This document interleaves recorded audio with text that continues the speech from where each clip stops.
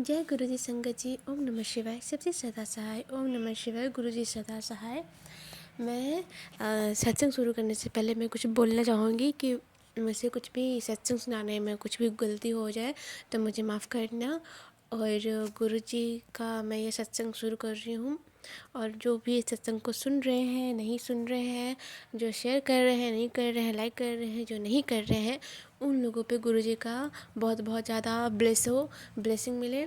और सभी संगत जी से मैं ये कहूँगी कि बीच में सत्संग ना छोड़े। सत्संग सुनने से बहुत ज़्यादा हिंट भी मिलता है, बहुत सारे कष्ट भी दूर होते हैं, और बहुत ज़्यादा ब्लेसिंग्स में भी मिलते हैं। गुरु जी भी कहते हैं कि बेटा तू सत्संग सुन, तेरा ही अच्छा होगा, कल्याण होगा। इसलिए बीच में कृपा करके मैं हाथ जोड़ के कह रही हूँ कि प्लीज़ ना छोड़े इस सत्संग को बीच में, और कमेंट में लिखना ना भूले। जय गुरु जी, शुक्राना गुरु जी, और एक लाइक तो कर ही दे। और मैं तो कहूँगी कि आप मेरे चैनल को सब्सक्राइब करें या ना करें, इट डजेंट मैटर, बट मेरे इस सत्संग को लोगों को जाकर शेयर करें ताकि लोग भी ब्लेसिंग्स ले और बहुत सारा गुरुजी का आशीर्वाद ले। तो ज़्यादा टाइम ना गवाते हुए मैं शुरू करती हूँ गुरुजी के सत्संग। तो जय गुरु जी, शुक्राना गुरु जी। ओम नमः शिवाय। शिव जी सदा सहाय। ओम नमः शिवाय। गुरु जी सदा सहाय। तो मेरा ये सत्संग है कि रात के मैं सोई हुई थी और गुरु जी ने मुझे सपने में हमें आशीर्वाद दिया, और वो मेरे सपने में आए और उन्होंने मुझे और मेरे हस्बैंड अंकल को दोनों को आशीर्वाद दिया।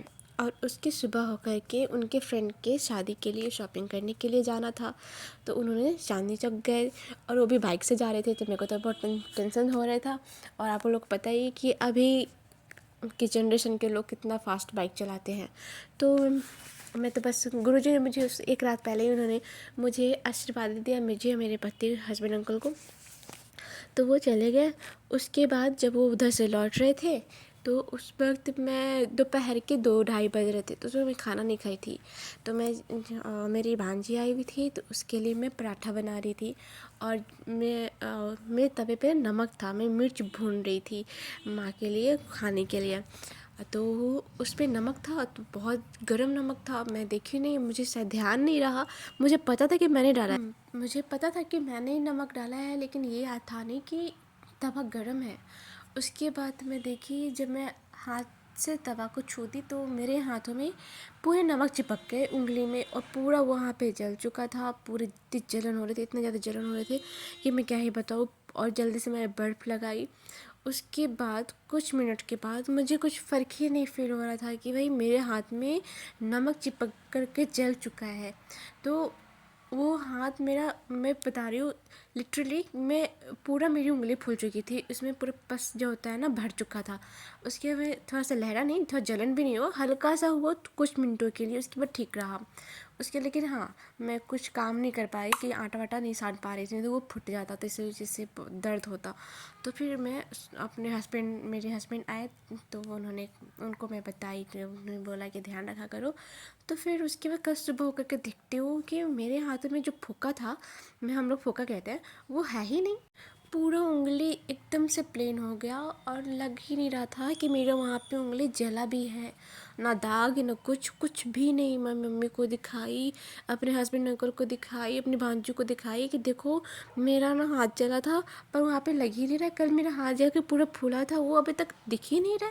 ये जला भी है, यहाँ पे ऐसा लग रहा कुछ हुआ ही ना हो।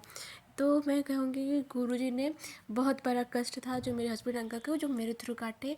और मुझे बस कहते हैं कि सारे दुख दर्द तो गुरुजी अपने ऊपर ले ही लेते हैं, अपने भक्त का, अपने बच्चों का, और बहुत कम देते हैं। मैं तो कहूँगी मेरे लिए तो 5% भी नहीं था, वो तो बहुत ही कम था, बहुत ज़्यादा कम था।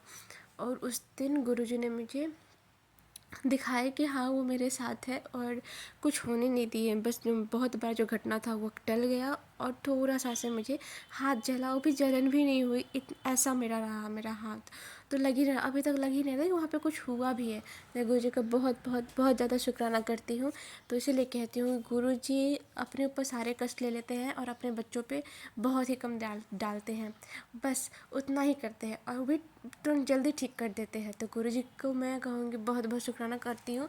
और सभी संगतों पे मैं कहूँगी कि गुरु जी सभी संगतों पे अपना आशीर्वाद ब्लेसिंग्स बनाए रखिएगा, हमेशा सबका ध्यान रखिएगा।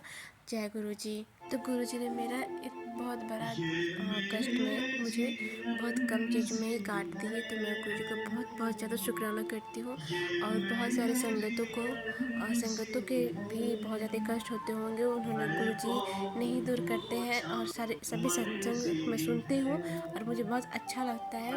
और जो मैं सभी संगत जी से कहती हूँ कि प्लीज़ सत्संग सुनिए, आपके भी बहुत ज़्यादा कष्ट दूर होंगे, बहुत ज़्यादा ब्लेसिंग्स मिलेंगी। कुछ सत्संग जो होते हैं शायद वो गुरु जी आपके लिए ही भेजते हैं, तो उसको इग्नोर नहीं कीजिए और गुरु जी का ब्लेसिंग लीजिए। और गुरु जी सबका भला करे, जो सुन रहे हैं नहीं सुन रहे हैं, सबके रक्षा करे, सबके भला करे। तो जय गुरु जी, शुक्राना गुरु जी। मैं ये सत्संग यहीं तक रखती हूँ और आगे और भी बहुत ही अच्छे अच्छे सत्संग मैं शेयर करूँगी। अगर आप लोग भी अपना सत्संग शेयर करना चाहते हैं तो नीचे दिए गए डिस्क्रिप्शन में नंबर मैं रख दी हूँ, आप उस नंबर पे आप व्हाट्सएप कर सकते हैं, या तो रिकॉर्ड करके भेज सकते हैं या तो लिख करके भेज सकते हैं। और जय गुरु जी शेयर कीजिए ताकि और भी ज़्यादा संगत मेरे सारे सत्संग को सुने और बहुत सारे ब्लेसिंग्स लें। तो जय गुरु जी, शुक्राना गुरु जी। हम सब एक ही गुरु जी के बच्चे हैं, तो कृपा करें। जय गुरु जी, शुक्राना गुरु जी।